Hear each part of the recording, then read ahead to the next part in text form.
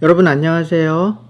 저는 미국 아이오와 대학교에서 한국어와 한국 문화, 언어학 등을 가르치고 있는 윤상석이라고 합니다. 이렇게 비디오를 통해서라도 여러분들과 함께 이야기를 할 수 있게 되어서 기쁘게 생각합니다. 오늘 제가 말씀드릴 주제는 한국어 교육에서 문화교육, 특히 다양성, 공정성, 포용성 문제에 대해서 이야기를 나누고자 합니다. 강현주 교수님이 저한테 글로벌 공생과 언어학습이라는 주제로 특강을 해달라고 부탁을 하셔서 생각을 해봤는데요. 제가 지난 한 20여 년 동안 한국어를 가르치면서 좀 어려웠던 문제들, 이런 것들을 여러분들과 함께 나누면서 정답이 있다기보다는 어떤 새로운 시각에 대해서 한번 생각을 해보는 계기를 가졌으면 좋겠다고 생각을 합니다. 일단 제가 있는 곳은 이제 아이오와인데요. 아이오와에 혹시 와보신 분이 있는지 모르겠습니다. 아마 한국에서 굳이 이제 아이오와에 오실 일은 많이 없는 것 같은데요. 보시다시피 여기 이제 미국 아주 중서부에 이제 위치하고 있고요. 여기 시카고가 있습니다. 그래서 시카고에서 서쪽으로 한 4시간쯤 운전을 하면 제가 있는 아이오와 시티가 나옵니다. 아이오와 주를 계속 운전을 하면은 이런 농장이 펼쳐져 있는 풍경을 계속 보실 수가 있습니다. 뭐 별로 그렇게 뭐 산도 없고요. 계속 이제 옥수수밭이 이렇게 주로 이제 펼쳐져 있고, 그다음에 뭐 주요 산지로는 뭐 돼지고기, 뭐 콩, 뭐 이런 것들이 있습니다. 아주 보수적인 곳이고요. 여기는 이제 공화당 지지하는 사람들이 많아서 이제 트럼프를 막 지지하는 사람들도 많고, 아주 전통적인 어떤 미국의 어떤 그런 곳입니다. 여기에 있는 University of Iowa에서도 한국어를 배우는 학생들이 있습니다. 매년 150명에서 한 200명 정도의 학생들이 이제 한국어를 배우고 있고요. 그 다음에 이제 학교 안에 보면은 K-pop 댄스 그룹도 있고, 또 뭐 한국 식당이 뭐 많지는 않은데 뭐 한 군데 있고 해서 한국에 대한 관심이 뭐 점점 높아져 가고 있기는 합니다. 미국에서의 이제 그 한국어의 위치가 어떤 것이냐, 이제 이거를 먼저 제가 좀 말씀을 드리고 싶은데요. 고등교육, 그러니까 대학 교육에서 가장 빠르게 성장하고 있는 외국어입니다. 그래서 현재 10번째로 많이 공부하는 이제 언어이고요. 그 다음에 이제 크리티컬 랭귀지라고 이제 하는데, 미국 국가 안보와 번영에 중요한 외국어들을 이제 크리티컬 랭귀지로 분류를 하는데, 한국어는 뭐 북한도 있고, 그 다음에 이제 한국이 미국과의 아주 중요한 나라이기 때문에 크리티컬 랭귀지로 이제 분류가 되고 있고요. 그 다음에 이제 예전에는 한국 교포 중심의 언어 교육이었거든요. 이제 한국어를 배우는 학생들이 대부분 교포 자녀들이었습니다. 그래서 이제 뭐 부모님들은 한국에서 오셨고, 그리고 이제 자녀들은 여기서 자라서 대화를 하면은 학생들은 이제 뭐 한국어를 못하니까 영어로 이야기를 하고, 부모님들은 이제 한국어로 하고, 그래서 알아듣는 거는 잘 하는데 말은 잘 못하고 이런 학생들이 많았거든요. 그런데 지금은 그냥 뭐 일반 외국어라고 해도 될 만큼 미국 학생들이 많고, 또 뭐 여러 나라에서 온 뭐 이제 그 국제 학생들도 한국어를 듣고 있고, 그래서 이제 일반 외국어 교육의 영역으로 이제 들어간 것 같습니다. 뭐 아시다시피 한국 대중문화에 대한 관심이 증가를 해서 뭐 한국어가 더 많이 이제 뭐 가르쳐지는 어떤 언어이기도 한데요. 하지만 전반적인 인식은 여전히 비교적 낮은 편이라고 할 수 있습니다. 그래서 이제 저희 동네에 사는 사람들한테 제가 한국에서 왔다 그러면은 뭐 북한에서 뭐 노스에서 왔냐, 사우스에서 왔냐, 뭐 이런 사람도 있고요. 그 다음에 대체적으로 뭐 미국 사람들, 여기 중서부에 있는 미국 사람들은 한국에 대해서는 솔직히 잘 모릅니다. 그래서 뭐 사실은 한국뿐만 아니라 이 동양 나라에 대해서 잘 몰라서 뭐 이제 무슨 일본 식당이라고 해서 가보면은 막 그 주인은 뭐 중국 사람이어가지고 뭐 중국 음식 같은 것도 있고 막 이렇게 이제 동양에 대한 인식이 이제 낮고, 그 중에서 한국은 아직은 많이 알려지지 않은 어떤 그런 나라라고 할 수 있습니다. 이게 이제 미국 모던 랭귀지 어소시에이션에서 나온 이제 자료인데요. 2021년에 이제 나온 자료인데 이게 가장 최근 자료입니다. 여기 보시면은 한국어가 10번째로 되어 있는데 여기 보시면 American Sign Language 이거는 이제 수어를 말하니까 엄밀한 뭐 이제 어떤 외국어는 아니죠. 그다음에 여기 또 라틴어도 있는데 라틴어는 뭐 지금 쓰는 말은 아니니까 뭐 그렇게 따지면은 한국어가 한 8번째 정도로 이제 많이 가르쳐지는 언어인 것 같습니다. 이 추세가 중요한데요. 2016에서 21년 사이에 이제 통계를 보시면은 다 마이너스 이렇게 돼 있죠. 여기 사인 랭귀지 빼고 다 마이너스인데 한국어만 38.3%의 이제 이렇게 그 성장세를 보이고 있습니다.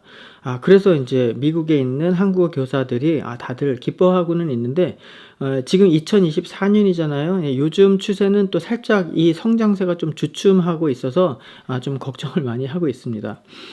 근데 전체적인 숫자를 보시면은 한국어가 지금 19,200, 한 2만 명 정도 되는데 중국어는 4만 명이 넘고 일본어는 6만 명이 넘습니다. 그러니까 많이 성장은 했지만 아직 전체적인 규모 면에서는 아직 가야 할 길이 멀다. 저는 그렇게 생각을 합니다.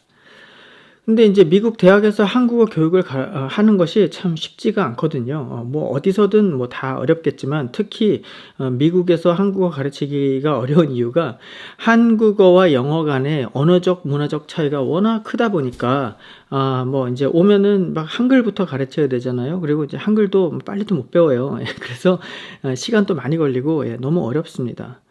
그리고 한국어 교재들을 보시면은 막 문법 막 있고 단어 있고 하니까 학생들이 좀 버거워합니다. 그래서 뭐 문법, 어휘 이런 것들을 이제 가르치는 것들에 시간이 너무 많이 걸리다 보니까 정작 뭐 중요한 뭐 문화적인 뭐 이런 이야기들은 잘 못합니다. 그래서 오늘 제가 이제 문화 교육에 대한 이야기를 좀 할 건데 이런 어려운 점이 있습니다. 그 다음에 이제 미국에서 외국어 교육이다 그러면은 보통 이제 그 유럽 언어들 교육을 가지고 표준으로 만든 경우가 많아서 한 반에 막 20명씩 막 들어가도 그냥 그러려니 이제 하고 막 하거든요. 근데 한국어 배우는 학생들은 이제 막 처음에 한글도 써야 되고 뭐 발음도 어렵고 하니까 교사들이 하나하나 이렇게 다 신경을 써줘야 되는데 그러기에는 너무 버거운 경우가 너무 많습니다. 그래서 이제 학생이 많아서 이제 어려운 점. 그 다음에 이제 한 학기가 보통 15주로 구성이 되는데 어떤 학교에서는 한국어 수업을 3학점, 뭐 외국어를 이제 3학점으로 하고 이제 그다음에 뭐 5학점으로 하는 데도 있고 한데 그래봐야 한 학기에 44시간에서 75시간 정도의 이제 교육 시간이 있기 때문에 절대적으로 교육 시간이 부족합니다. 그래서 뭐 몇 년을 배웠다고 해도 한국어 실력이 막 그렇게까지 이제 막 유창한 학생들을 만들어내기가 쉽지가 않습니다. 그리고 이제 학생들의 동기 부족이 참 아주 이제 중요한 요인인데요. 이제 그 뭐 교양으로 이제 한국어를 듣는 경우에 일단 학점만 받으면 되지 뭐 그렇게 열심히 안 하는 학생들이 많고요.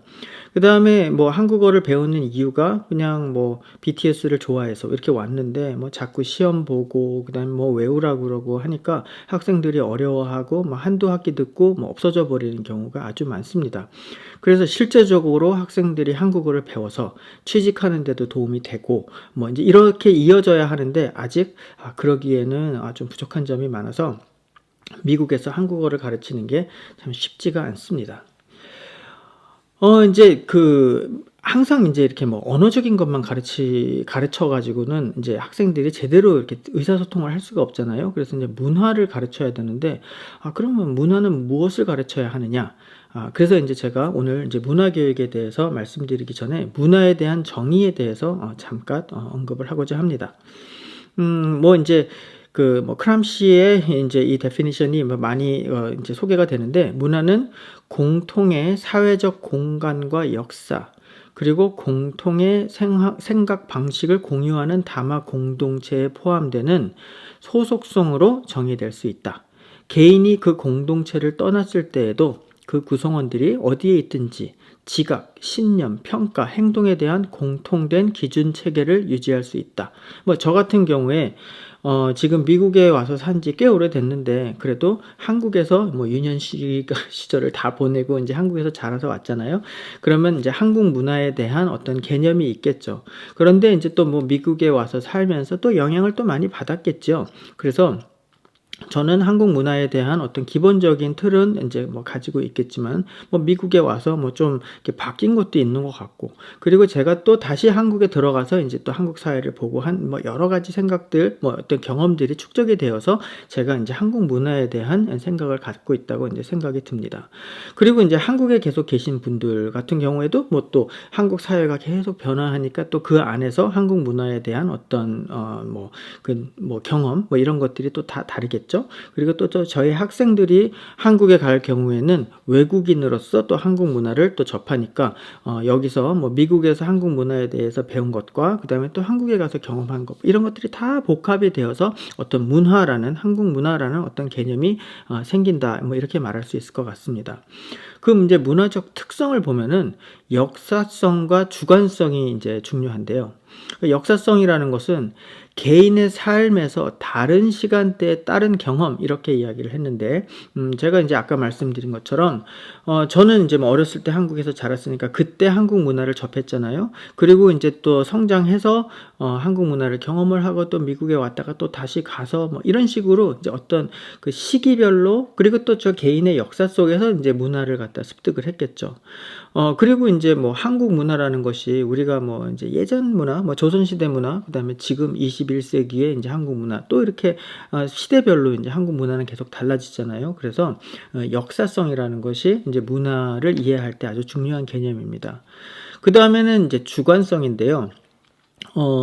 제가 가지고 있는 한국 문화에 대한 생각, 그 다음에 이제 여러분 개개인이 가지고 있는 한국 문화에 대한 어떤 그런 습득 정도, 이런 것들이 다 개인적인 거잖아요. 물론 한국 문화라는 어떤 카테고리 안에 공통적인 것은 있지만 우리가 가지고 있는 문화에 대한 이해, 뭐 이런 것들은 다 개인마다 다르겠죠. 예. 그렇기 때문에 이 주관성과 역사성을 배제하고 한국 문화라는 것이 어디 있다 뭐 이렇게 이야기를 하기는 힘들다는 이제 그런 말씀을 드리고 싶습니다. 그래서 이제 문화의 특성이 무엇이냐를 조금 더 구체적으로 살펴보자면, 문화는 언어와 기타 상징 체계를 통해 복합적으로 구성된다. 그러니까 어느 한 가지가 아니라 여러 가지가 이렇게 복합적으로 구성이 되겠죠.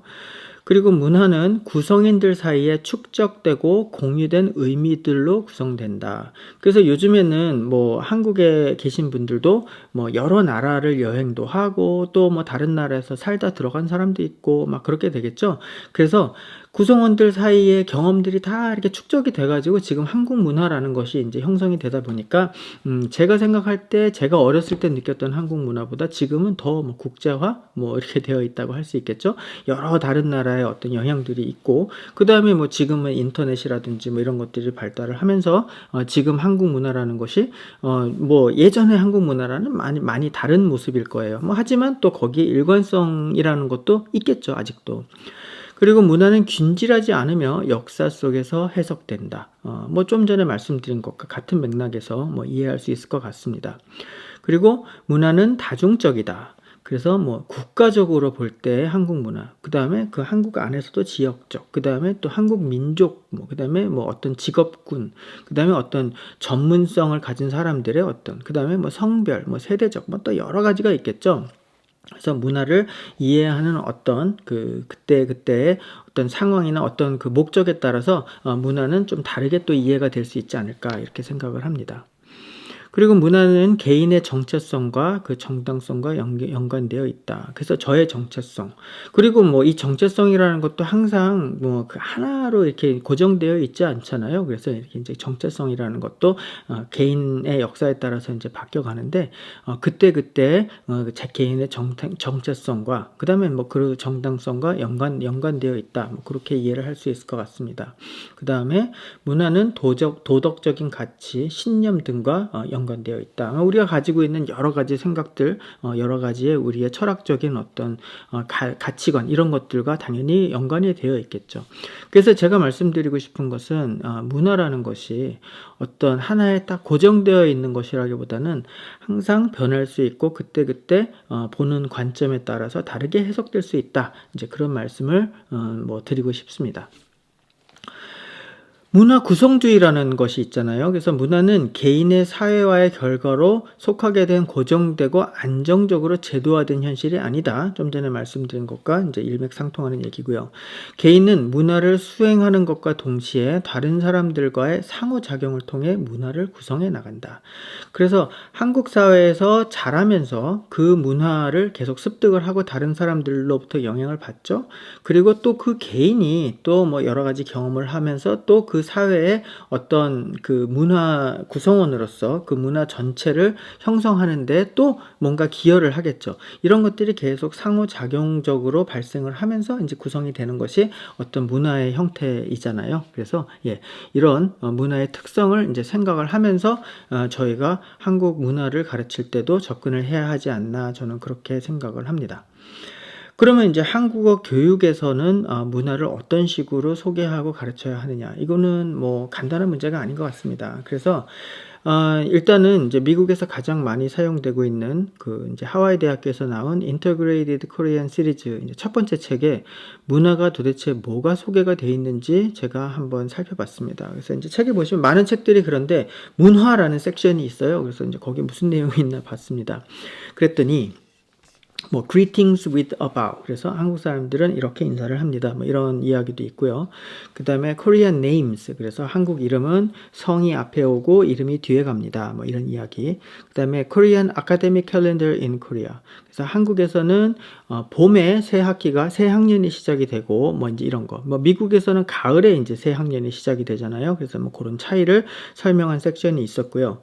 그다음에 뭐 블라인드 데이트. 그래서 한국의 뭐 데이트 문화 뭐 이런 것도 소개한 것이 있었고, 그다음에 Korean national symbols. 그래서 뭐 태극기가 뭐 이렇게 생겼고, 그다음에 한국의 나라꽃은 무궁화다. 뭐 그다음에 이제 미국은 나라꽃이라는 게 있는지 잘 모르겠어요. 뭐가 있긴 있는 것 같은데 그런 개념이 잘 없는데 한국 사람들은 이런 어떤 나라의 상징이 참 중요하잖아요. 그래서 이제 뭐 그런 설명도 있었고, 그다음에 Korean collectivism. 그러니까 한국은 집단주의 성향이 있다 해서 이제 또 뭐 여러 가지 설명을 한 것들이 있었고요. 그다음에 한옥에 대해서 설명한 것도 있었습니다. 그래서 뭐 한옥은 뭐 이렇게 처마가 있어서 뭐 과학적으로 설계되어 있고 뭐 이제 이런 이야기. 그다음에 이제 생일 음식. 그래서 한국에서는 생일에 미역국을 먹는다. 뭐 이런 것도 있었고. 그다음에 한국에서 날짜를 쓸 때는 뭐 연, 월, 일시 뭐 이런 식으로 순서 큰 것부터 작은 걸로 쓴다. 뭐 이런 것들을 이제 소개를 하고 있었습니다. 근데 한국어 교재에서 보통 문화 이렇게 되어 있는 곳은 약간 좀 엑스트라로 이렇게 이제 소개가 되어 있어서 학생들이 뭐 알아서 읽어보거나 뭐 이제 약간 이런 정도의 정보 제공이지 뭐 수업에서 이렇게 본격적으로 다뤄지고 있는 것 같지는 않았습니다. 사실 되게 중요한 얘기고 이제 뭐 필요한 얘기기는 한데, 근데 과연 문화라는 것이 그냥 이런 식으로 그냥 지식을 이렇게 이제 뭐 이렇게 한 섹션씩 해서 이렇게 그냥 재미로 읽어보는 정도로 해서 익힐 수 있는 것이냐, 이렇게 단순한 건 아니죠. 그래서 이 내용들이 뭐가 잘못됐다거나 뭐 잘못됐다거나 뭐 나쁘다는 얘기가 아니라 이거는 되게 지엽적이고 뭐 간단한 문제고, 우리가 언어 교육에 있어서 문화는 조금 더 본격적으로 들어가야지 않는가, 그렇게 이제 생각을 해봤습니다. 그런데 초급 교재들 보면 대화나 읽기도 보면은 어떤 내용이 있다기보다는 어떤 문법 패턴을 연습하기 위한 어떤 그런 문장들이 많아서 그 내용 자체는 뭐 그냥 뭐 학교에 가고 공부하고 뭐 이렇게 문화적인 요소가 이렇게 크게 이렇게 반영되어 있지 않은 것을 이제 볼 수가 있습니다. 그래서 이제 그런 것들을 우리가 어떻게 교재에 녹여낼 수 있는가, 이제 그런 생각을 좀 했으면 좋겠다라는 이제 말씀을 드리고 싶습니다. 근데 문화 교육이 쉽지가 않죠. 일단 여러 가지가 보면 한국 문화를 일방적으로 소개하는 데 그친다라는 생각을 들었어요. 그래서 한국은 이런 나라야. 그러면 학생들이 보고서 한국은 그냥 저렇구나. 우리랑 다르구나. 이렇게 생각하기가 쉽다는 거죠. 근데 사실은 사람 사는 게 다 비슷하고 미국에서 이렇게 나타나는 게 한국에서 좀 다르게 나타날 뿐이지, 한국 사람들이 미국 사람들이랑 막 너무 달라가지고 뭐 되게 이상한 걸 하고 있는 게 아니잖아요. 그래서 상호 문화 인식이 필요하다라는 점을 이제 먼저 말씀을 드리고 싶습니다.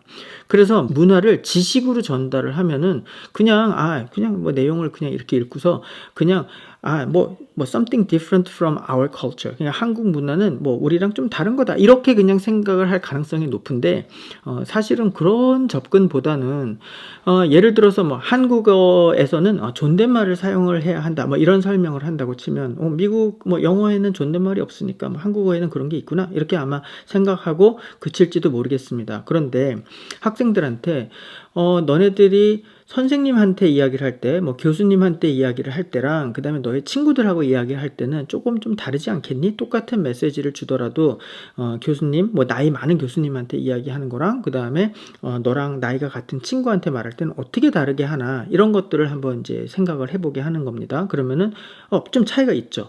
그러면 이런 차이가 한국어에서는 어떻게 나타나나? 그러면은 한국어에서는 뭐 동사나 형용사를 이렇게 활용을 뭐 달리해서 뭐 어여와여를 쓴다든지 뭐 습니다를 쓴다든지 이게 이런 식으로 나타나는 거다. 이런 식으로 접근을 하면 좋은데 한국어에는 존댓말이 있어. 영어에는 없지. 끝. 이렇게 돼 버리면은 편견을 가지게 된다고 할까요? 뭐 어떤 그런 경향이 좀 있는 것 같습니다. 그래서 항상 상호 문화 인식을 이제 이렇게 학생들이 키울 수 있도록 그런 식으로 지도를 하는 것이 좋겠다 이런 생각이 듭니다.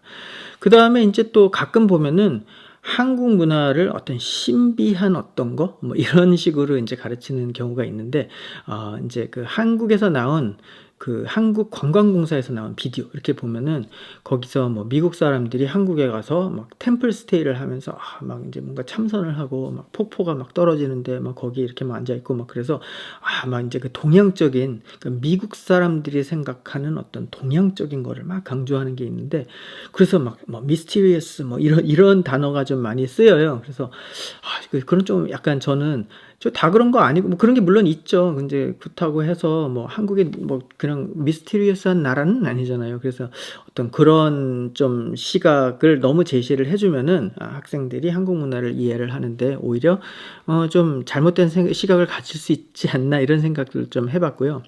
그 다음에 이제 제가 이런 상호 문화 인식을 위해서 학생들에게 미국 문화에 대해서 자꾸 물어보거든요. 그래서 뭐 영어에서는 어떻게 하니? 뭐 미국 사람들은 어쩌니? 그러면 생각보다 자기 문화에 대해서 생각이 없더라고요. 잘 몰라요. 왜냐하면 그런 생각을 안 해봤거든요. 한국 사람들은 한국에서는 이제 교육할 때 이제 뭐 어렸을 때부터 영어도 배우고 그다음에 이제 외국에 대한 관심이 되게 참 많은 것 같은데 미국 학생들은 외국에 대한 관심이 뭐 다른 나라보다 좀 많이 떨어집니다. 그냥 자기밖에 몰라요. 그래서 자기 문화에 대해서 또 잘 모르더라고요. 그래서 학생들끼리 그런 문화에 대해서 이제 이야기를 해보면은 뭐 자기 집안에 따라서 다르고 또 뭐 동부에서 왔는지 서부에서 왔는지에 따라서 또 다르고 그래서 미국 문화에 대한 인식이 생각보다 잘 모르는구나 제가 이런 생각이 들었어요. 그래서 한국어 수업에서 한국 문화에 대해서 이렇게 토론을 하다 보면 학생들이 오히려 이 문화에 대한 전반적인 어떤 생각이 좀 더 열리고 자기 문화에 대해서도 이해를 하고 그리고 상대방 문화도 잘 받아들일 수 있는 어떤 좀 그런 시각을 키우는 것을 제가 봤습니다. 그래서 그렇게 하면 이 언어 교육의 이 효과가 참 그냥 단순히 어떤 그 언어 체계를 배운다를 넘어서서 어떤 학생들의 어떤 시야를 넓혀주는 거잖아요. 세계관 같은 걸 넓혀주는 거니까 그런 식으로 이제 저희 교육이 가야 하지 않나 저는 이제 그렇게 생각을 합니다. 그래서 이제 교사들도 보면은 교사들도 중요하죠. 저도 한국 사람으로서 한국 문화가 이렇게 막 이제 좋게 받아들여지기를 원하기 때문에 이제 국뽕 같은 이야기를 이제 간혹 할 때가 있는데 너무 막 국뽕스러운 이야기를 하면 학생들이 거부감을 가질 때도 있고요. 예, 좀 그렇습니다. 그렇다고 또 뭐 한국을 막 비하하고 뭐 이러는 것도 참 나쁜 일이잖아요. 간혹 보면 한국에서 예전에 이렇게 이제 그 이민 오신 분들 보면은 이제 그 옛날 생각만 하시고 한국이 아직 낙후됐다 뭐 이런 식으로 설명하시는 분들이 있어서 간혹 그런 얘기를 들은 교포 자녀들이나 아니면은 뭐 그냥 학생들이 저는 이런 얘기를 들었다 그러면은 좀 답답할 때가 있습니다. 그래서 한국 사회에 대한 어떤 객관적인 정보를 제공할 필요가 있는데 어떤 그런 것들이 이제 한국어 교사로서 좀 주의해야 될 점이 아닌가 싶습니다. 그래서 이제 맹목적인 찬양도 잘못됐지만 어떤 부정적인 인식 뭐 이런 것도 좀 한계가 있다고 생각을 합니다. 그 다음에 이제 그 한국어 수업에서는 워낙 바쁘다 보니까 뭐 문법도 가르쳐야 되고 단어도 이야기하고 하다 보니까 문화에 대해서 이제 잘 이야기를 못할 때가 있고, 또 혹시 뭐 잘못 얘기해 가지고 문제 될까 봐 한국어 교사들이 "아유 나는 그냥 뭐 한국어만 가르치면 돼." 해서 이제 그 자기 검열이 좀 있는 것 같아요. 그래서 문화에 대한 토론을 많이 못하는 경우도 있고, 그다음에 이제 '한국어 수업을 꼭 한국어로만 해야 된다.' 이런 생각이 좀 강하신 선생님들은 이런 문화에 대한 어떤 그런 토론이 잘 못 이루어지는 것 같더라고요. 그래서 저는 교사들이 간혹 어떤 시간을 정해서 이렇게 이제 문화에 대한 토론을 할 때는 이제 학생들이 편한 언어, 뭐 이제 영어로 이제 이렇게 토론을 하는 시간을 가지면 좋겠다 생각을 해서 이제 저는 이제 그런 식으로 하고 있는데, 뭐 이제 그 이 문화를 이제 수업에서 다루는 거는 여러 가지 이제 문제점이 있는 거는 사실입니다. 근데 이제 여러 가지 문화적 현상 중에서 인제 특히 인제 요즘에 제가 인제 관심을 가지고 있는 게 다양성, 형평성, 이제 포용성이라는 문제인데요. 이게 인제 요즘에 미국에서 아주 화두가 되고 있는 어떤 개념들이기도 합니다.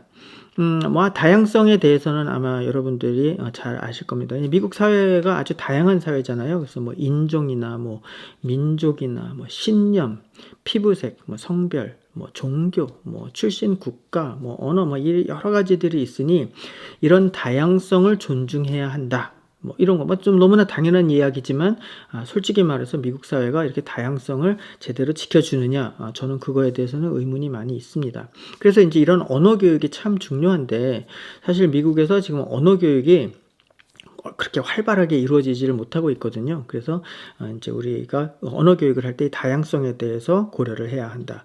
그다음에 이제 형평성이라는 것은 공동체의 모든 구성원이 번영할 수 있도록 공정하고 정의로운 관행과 정책이 있어야 하고, 그다음에 형평성을 추구한다는 것은 과거와 현재의 구조적 불평등을 인식하고 해결하는 그런 것들을 의미를 한다. 그래서 인제 뭐 모든 사람들이 이렇게 평등하게 이제 뭐 교육을 받고 뭐 그래야 되겠죠. 그다음에 인제 포용성, inclusion이라는 것은 공동체의 모든 구성원이 존중받고 소속감을 느끼며 잠재력을 발휘하고 성취할 수 있는 환경이 조성되어야 한다. 뭐 이런 것입니다. 그래서 이 DEI에 대한 이야기는 뭐 미국 사회에서는 뭐 전통적으로 예전부터 되어 오고 있고, 뭐 항상 인제 뭐 이슈가 있었지만은 뭐 인제 많이 뭐 나아졌다고도 뭐 말할 수가 있고, 그런데 요즘에 보면은 정말로 나아졌는가 하는 거에 대해서 좀 의문을 갖게 됩니다. 이 문제가 특히 더 많이 대두된 것이 인제 여러분들도 아마 기억하시겠지만 Black Lives Matter 무브먼트가 있었죠. 그래서 지금도 보면은 흑인들을 뭐 경찰들이 더 과하게 뭐 진압을 한다든지 뭐 흑인들이 차별받는 일은 뭐 많이 있잖아요. 그래서 이제 이 문제. 그다음에 인제 여성 문제, 그래서 미투 무브먼트가 인제 막 이렇게 대두되면서 인제 DEI 문제가 인제 계속 인제 조명을 받고 있고요. 그다음에 성적 소수자들, 그러니까 LGBTQ 뭐 플러스. 그래서 인제 LGBTQ 플러스 라이트 무브먼트가 인제 계속 인제 되면서 DEI가 중요하다라는 인제 문제가 계속되고 있고요. 그다음에 인제 뭐 코로나가 인제 막 인제 발발하면서 이게 막 중국에서 시작됐네 뭐 어쩌네 하면서 저는 중국 사람도 아닌데 그 아시안들을 이렇게 막 미워하는 어떤 그런 정서가 미국에서 생겨서 한때는 막 아시안들 지나가면은 막 그냥 뭐 묻지마 폭행을 한다든지 뭐 이런 일들도 막 있었습니다. 그래서 이 DEI가 정말 인제 우리 사회에서 필요하다 그러고 있는데, 요즘에는 또 막 이런 거에 반발해 가지고 뭐 굳이 뭐 이런 뭐 소수자들만 뭐 보호를 해야 되느냐 뭐 인제 뭐 이런 목소리도 있고요. 그다음에 지금 트럼프가 다시 대통령이 됐기 때문에 앞으로는 이 DEI 문제가 인제 이런 논의가 좀 더 약화되지 않을까라는 좀 우려도 있습니다. 그럼 언어 교육에서는 도대체 이 DEI가 뭐가 중요하냐, 인제 그 말씀을 좀 드리고 싶은데요. 대부분의 언어 교육자들이 인종적, 문화적, 언어적 다양성의 중요성을 긍정적으로 여긴다. 이거는 뭐 여러분들도 아마 다 그렇게 생각하실 것 같아요. 하지만 실제 수업에서 다양한 학생들을 효과적으로 교육하는 데에는 어려움을 겪고 있다. 그래서 저도 생각을 해 봤어요. 저는 뭐 제 딴에는 되게 공정하고 인제 다양성을 존중하면서 수업을 한다고 생각을 했는데, 수업에 보면은 다양한 인종도 있고 뭐 여러 나라에서 온 학생들이 있거든요.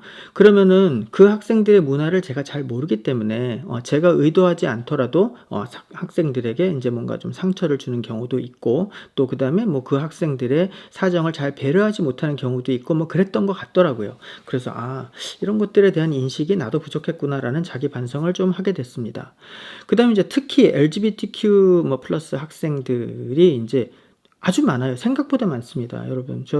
그리고 여기 미국 학생들은 아주 이거를 이렇게 공식적으로 밝히고 싶어 해요. 그래서 자기는 난 바이너리다. 그래서 나는 남자도 아니고 여자도 아니다. 뭐 이런 학생들도 많고요. 예. 그리고 막 딱 생긴 건 여잔데 자기는 남자라 그러고 막 이런 학생들이 있기 때문에 제 입장에서는 이게 되게 혼란스럽거든요. 하지만 그 학생들의 어떤 성적 정체성을 제가 존중을 해줘야 되는데, 야, 너는 너 생긴 게 여잔데 넌 여자야, 이렇게 제가 정해주면 안 되잖아요. 근데 이때까지는 저도 알게 모르게 그냥 쟤는 여잔데 이렇게 이제 그냥 이렇게 쉽게 생각을 했던 것 같아요. 그래서 이런 것들도 이제 고려를 해야 한다라는 이제 그런 이제 이슈들이 나오고 있습니다.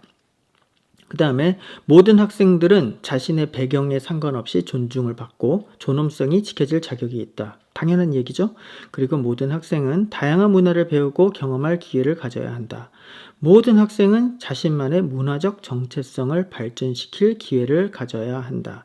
당연한 얘기 같지만 여러분들이 다양한 학생들을 가르치다 보면은 이런 것들을 다 꼼꼼하게 배려하는 것이 여간 어려운 일이 아닙니다. 사실 생각도 못했던 일들이 자꾸 발생을 하더라고요. 그래서 이제 그런 것들에 대해서 제가 문제 제기를 해드리려고 합니다.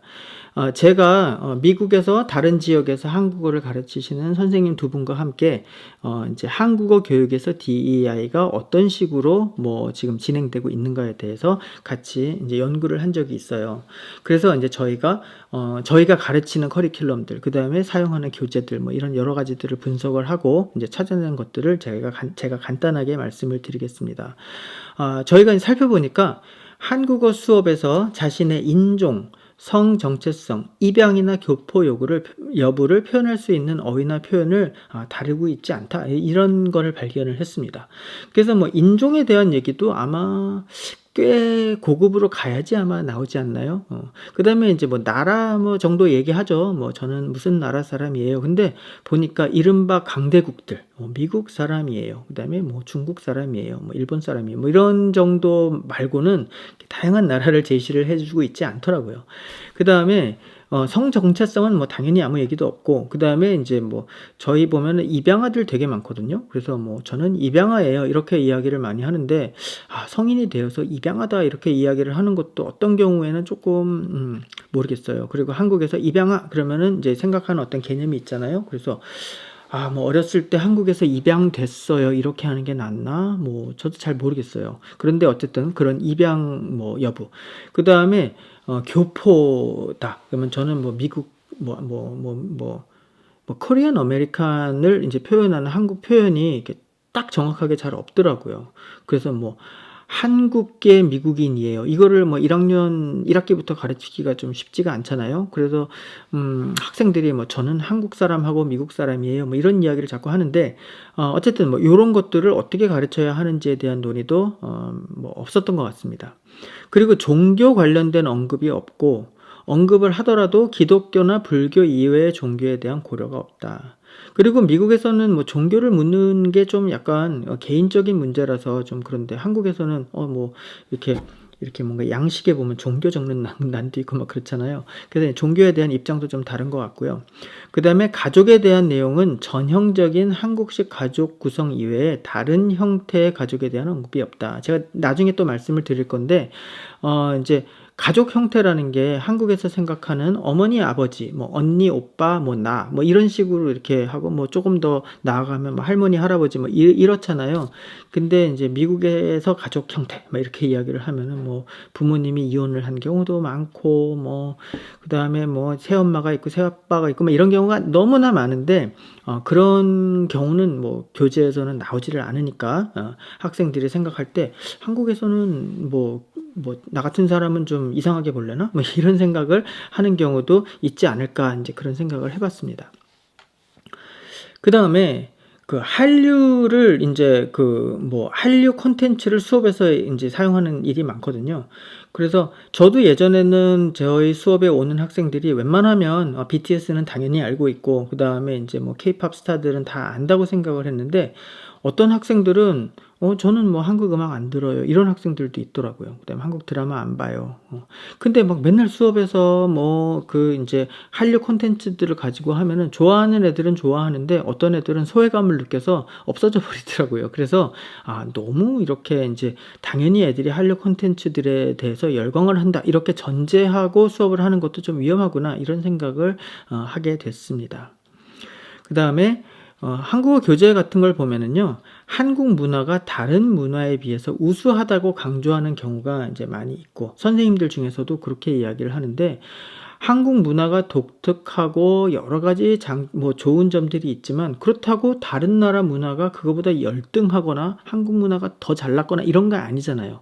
그런데 가르치다 보면은 마치 막 한국이 뭐 세계 최초로 뭐 어쩌고 막 하면서 막 계속 인제 좀 너무 그렇게 하면은 좀 반감을 가지는 그런 경우도 있습니다. 그래서 너무 뭔가 문화를 인제 소개를 할 때 좀 인제 어떤 상호 문화적인 어떤 차원에서 설명을 해야지 한국 문화는 이렇게 우수하다." 이렇게 이야기를 하는 것은 좀 어떤 오해의 소지도 있고 학생들의 그 교육에 인제 역효과가 나는 경우도 있다. 이제 이런 말씀을 드리고 싶었습니다.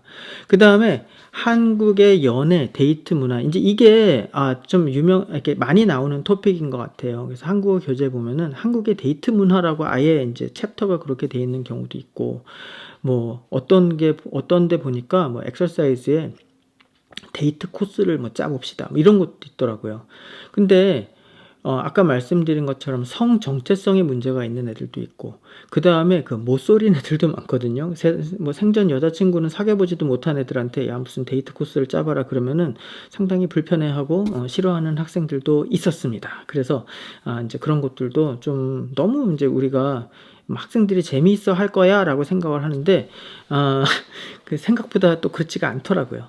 그다음에 그 한국에 인제 이렇게 막 그 데이트 문화에 나온 그런 인제 그 챕터에 나오는 사진들을 보면은 미국 남자하고 인제 한국 여자가 이렇게 결혼을 하거나 뭐 데이트를 하거나 이런 게 좀 있는데 그거는 저도 좀 불편하더라고요. 그래서 너무 인제 뭐 그런 커플이 예전에 많았으니까 아마 그랬겠죠. 근데 요즘에는 뭐 꼭 그런 것 같지도 않고 그래서 어떤 그런 이미지까지도 너무 한국 사람들이 생각하는 전형적인 어떤 그런 이미지에서 한 번 더 생각을 해서 쪼끔 더 그 뭐랄까 다양성 뭐 아니면은 그냥 '그런 것도 불편해하는 사람이 있을 수 있다.' 뭐 요런 거 정도는 좀 이제 고려를 했으면 좋겠다라는 생각이 들었습니다. 그다음에 이거는 되게 필요한 건데요. 장애가 있거나 그다음에 인제 뭐 식습관이 뭐 채식주의이거나 뭐 쪼금 더 특이한 뭐 식습관을 가졌거나 그다음에 인제 뭐 알레르기 있는 뭐 그런 학생들이 많이 있는데 그런 학생들이 한국에 가서 어떻게 이제 상황을 대처해야 하는가에 대한 어떤 내용은 거의 없는 것 같아요. 그래서 나는 뭐 이제 뭐 알레르기가 있어서 이런 걸 못 먹는다라든지 아니면은 나는 뭐 비건이라서 뭐 이런 거는 못 먹으니까 이제 이런 것들을 분명하게 말해야 되는데 그런 것들을 표현할 길이 없어서 한국에서는 이런 뭔가 뭐 예를 들면 채식주의자들이 이렇게 좀 소외되나? 인제 이런 느낌을 갖는 경우도 있을 것 같아서 '그런 거에 대한 배려도 필요하다.' 이런 생각이 들었고요.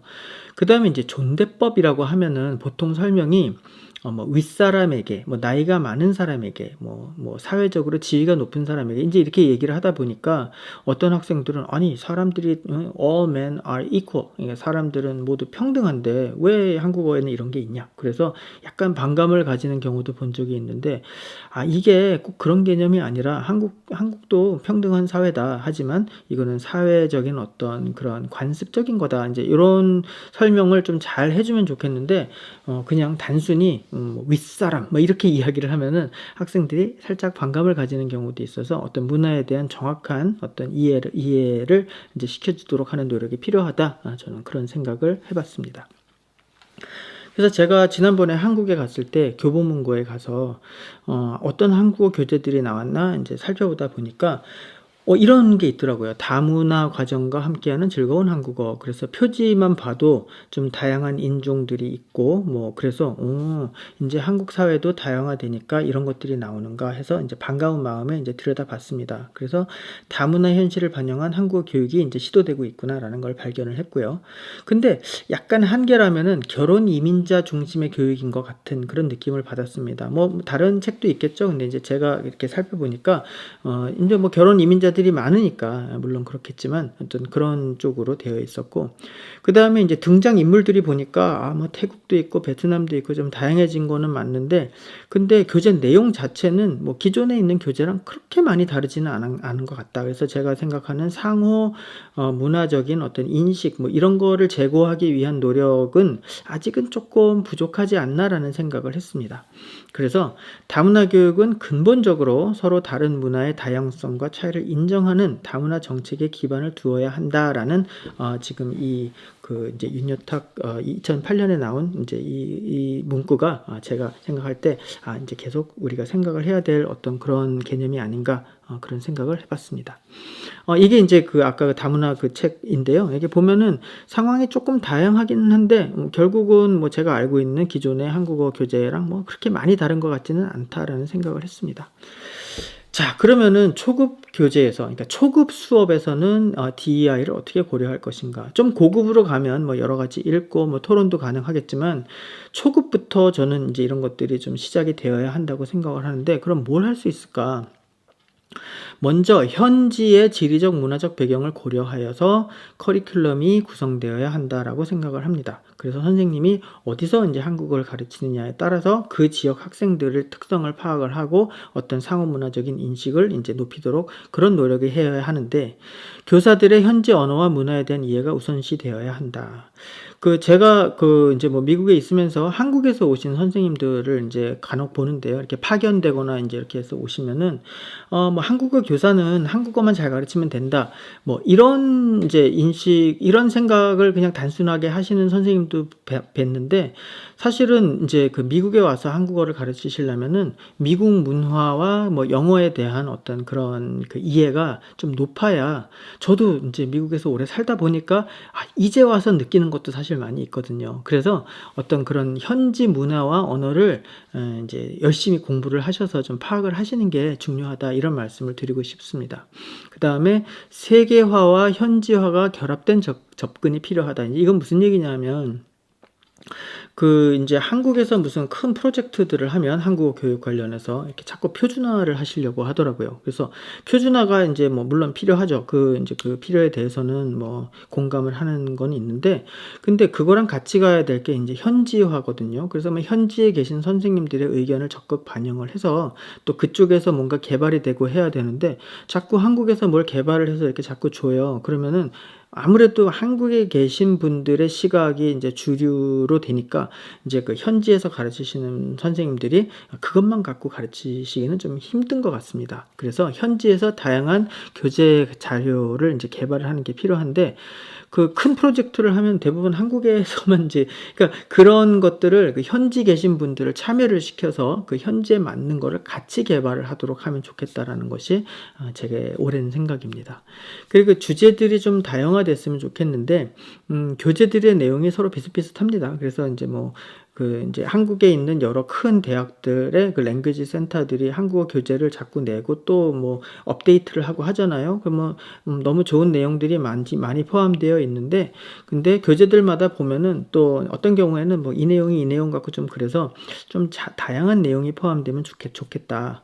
뭐 예를 들어서 뭐 군대 관련된 얘기는 없는 것 같은데, 요즘에 저기 보이밴드 멤버들이, 케이팝 스타들이 막 군대 가고 그래서 학생들이 꽤 많이 알더라고요. 그런 거에 대해서 질문도 하고 그러는데, 이제 교재에 나오는 캐릭터가 군대를 가는 어떤 그런 상황을 보여주면 어떨까, 저는 그런 생각을 해봤습니다. 그 다음에 이제 시사, 국제 정세에 관련된 주제가 많이 포함되면 좋겠다. 그래서 현재 뭐 전쟁이 뭐 세계적으로 많이 일어나고 있잖아요. 그래서 어떤 그런 이야기를 뭐 할 수 있는 그런 챕터라든지, 그 다음에 코로나 이후에 이제 전염병 뭐에 관련된 어떤 관심이 높아졌는데 어떤 그런 시적절한 어떤 그런 주제들에 대한 어떤 그런 것들이 포함이 된다면은 책들을 업데이트할 때 그러면은 학생들이 좀 더 다양한 주제에 노출될 수 있지 않을까 그렇게 생각이 듭니다. 그 다음에 이제 초급 교재에서 초급, 중급, 어쨌든 한국어 교재에서 보면은 한국 사회의 고정관념이 드러나는 단어, 표현들이 이렇게 있는데, 근데 그렇다고 한국어 교사가 이제 한국 사회를 바꿀 수는 없잖아요. 그래서 그럴 수는 없지만, 학생들이 또 불편해하는 경우도 있으니까 어떤 대체 단어 같은 거를 같이 이제 생각을 해서 찾아보면 어떨까 이런 생각도 들었습니다. 남성적이다, 여성적이다 이러면은 남성스럽지 않은 남자아이들이라든지 어쨌든 좀 그런 단어가 좀 약간 불편한 사람들이 있더라고요. 그래서 꼭 굳이 또 여대생이라고 해야 하느냐. 그럼 그냥 대학생이라고 하면 되겠죠.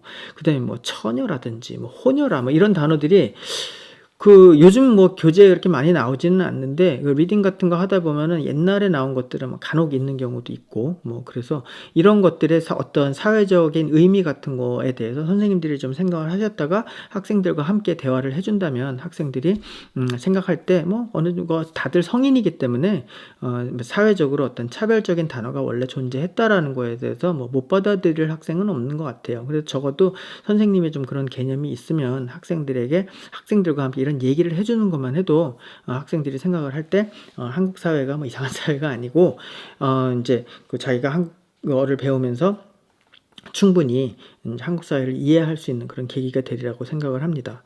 그 다음에 성 정체성에 필요한 어휘 및 표현, 이거에 대해서 제가 좀 고민을 해봤어요. 그래서 학생들한테 프로젝트도 시켜보고 또 제가 찾아보기도 하고 했는데 사실은 일반적으로는 이런 동성애 관련된 어떤 단어들을 그렇게 많이 쓰지를 않기 때문에 이 어휘들이 발달이 안 돼 있더라고요, 한국에서.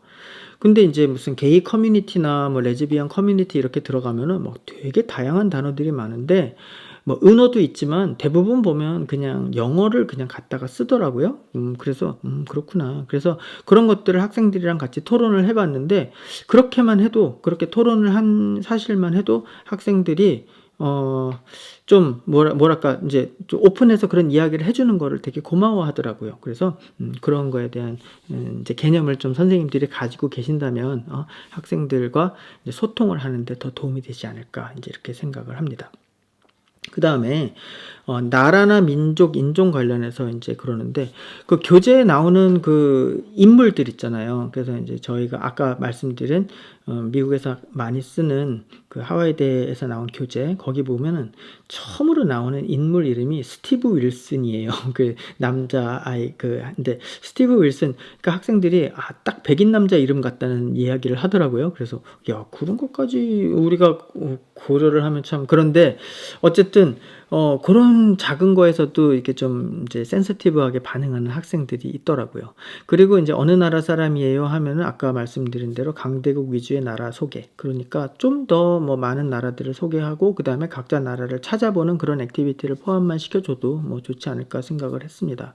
그 다음에 이제 제가 좀 실수한 경우인데 학생들 중에 보면은 이제 어떤 학생이 오키나와 사람이래요. 그래서 그럼 일본 사람 아니야? 그랬더니 약간 당황을 하면서 어떤 사람들은 그렇게 이야기를 하지만 오키나와 사람은 다르다 이렇게 얘기를 해서 저는 그런 건 몰랐거든요. 그래서 오키나와 사람들이 어떤 자기에 대한 정체성을 그렇게 나타내기도 하는구나.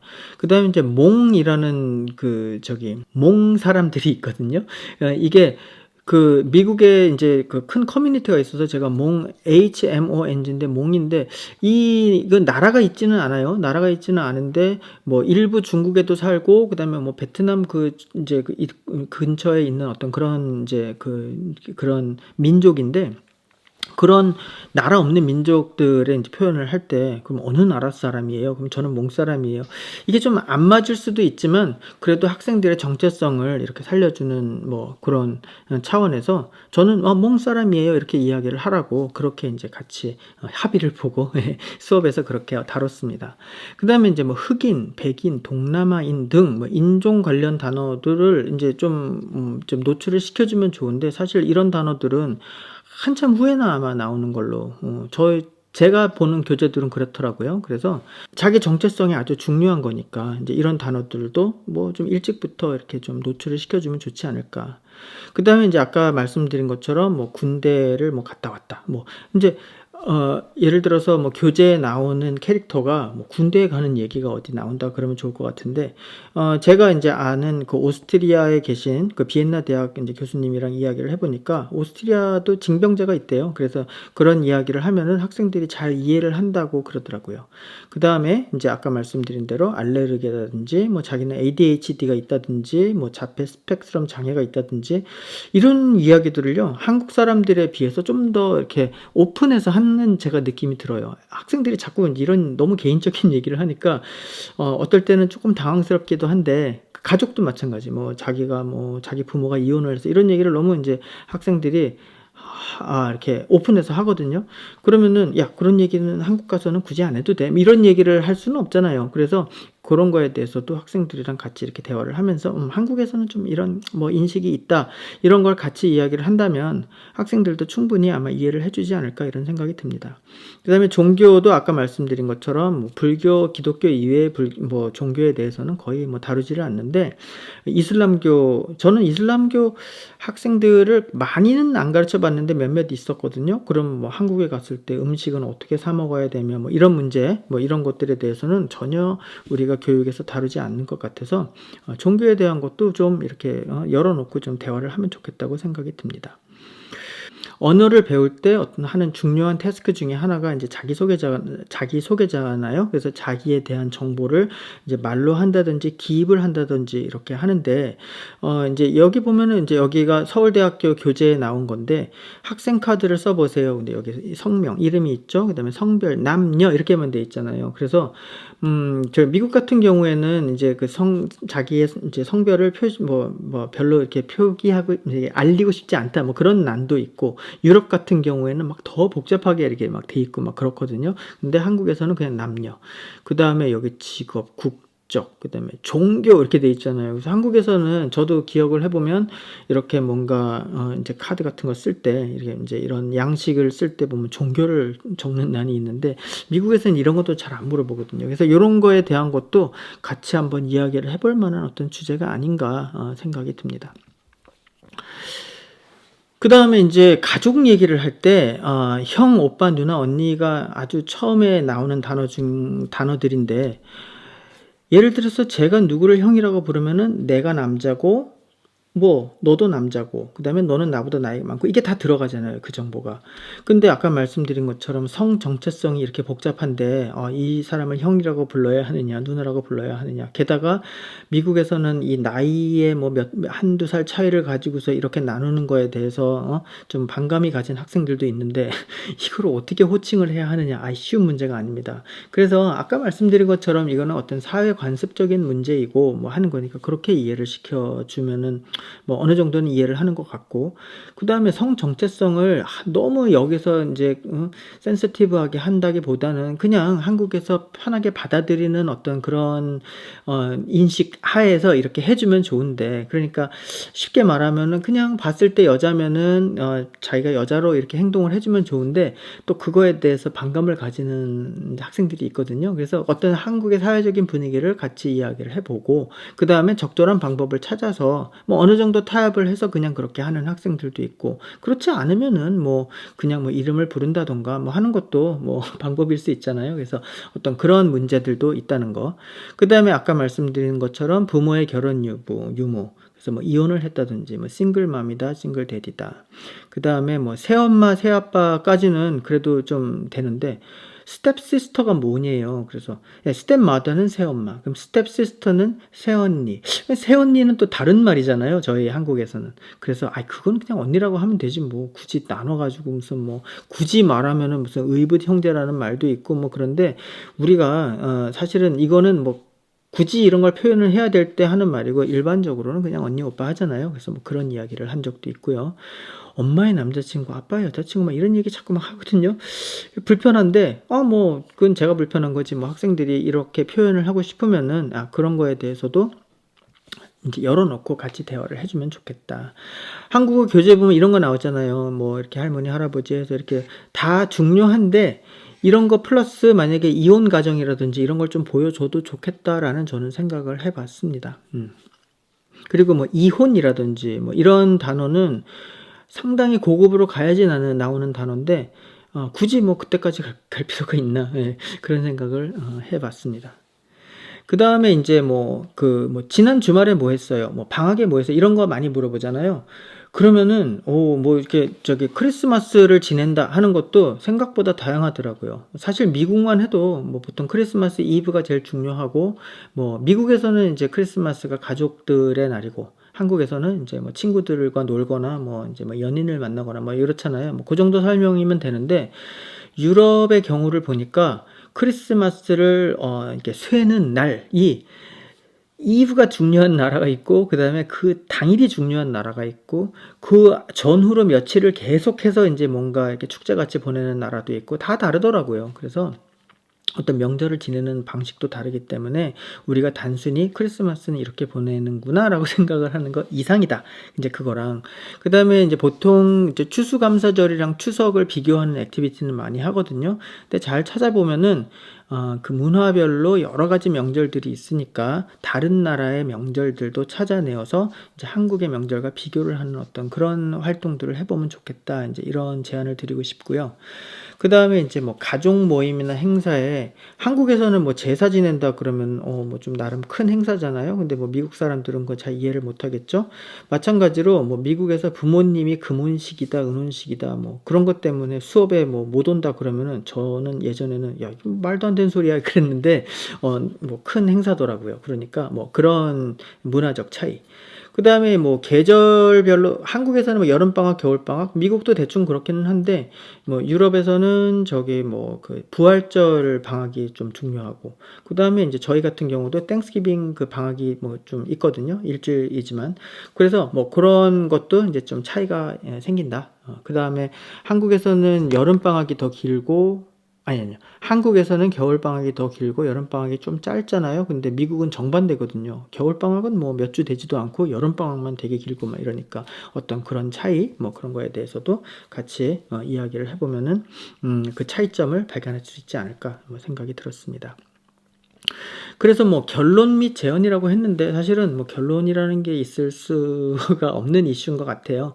항상 이런 문제들은 생기고 하니까 이런 문제들에 대해서 아마 지금 뭐 생각을 해보신 적이 있을 수도 있고 그 다음에 뭐 어떤 것들은 좀 많이 생각을 해보셨고 어떤 거는 생각해 보시지 않은 문제도 있으실 수도 있고 그 다음에 제가 말씀드린 이런 이슈들 이외에도 우리가 고려해야 될 점이 많이 있겠죠. 그러니까 뭐 다양성, 뭐 포용성, 뭐 공정성 이런 측면에서 한번 여러 가지를 생각을 해본다면은 한국어 교육에서 이제 특히 문화 교육에 훨씬 더 이제 풍성하게 접근할 수 있지 않을까 이런 생각을 해보았습니다.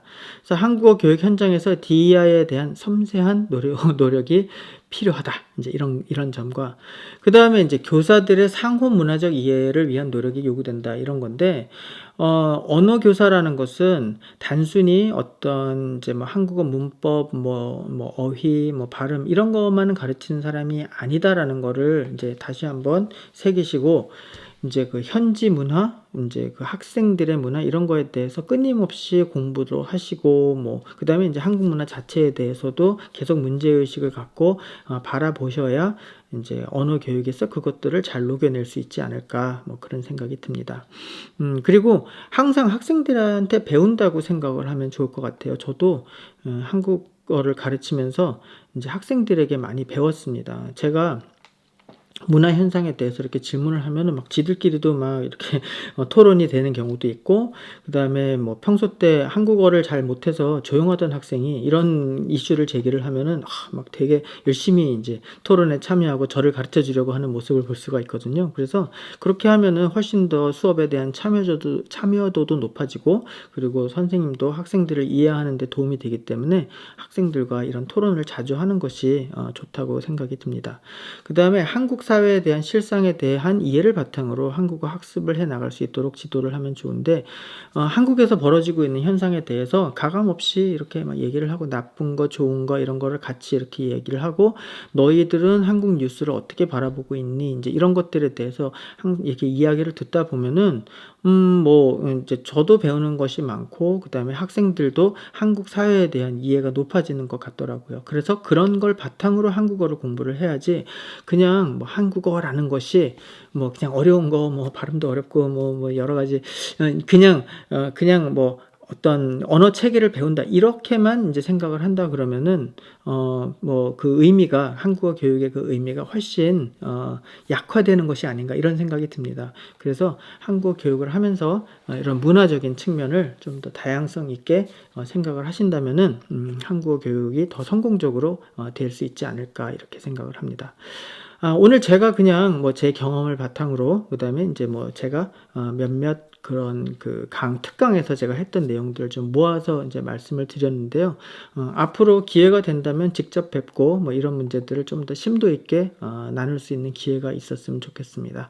자, 그러면은 오늘 이렇게 비디오로지만 여러분들께 제가 하고 있는 어떤 연구, 그리고 이제 제가 제 경험을 나눠드릴 수 있는 기회가 있어서 너무 좋았다고 생각을 하고, 그리고 여러분께 뭐 조금이라도 뭔가 좀 새로운 시각 같은 거를 뭐 생각할 수 있는 기회를 드렸다면은 저는 정말 기쁘게 생각을 합니다. 그러면 뭐 긴 시간 들어주셔서 감사합니다.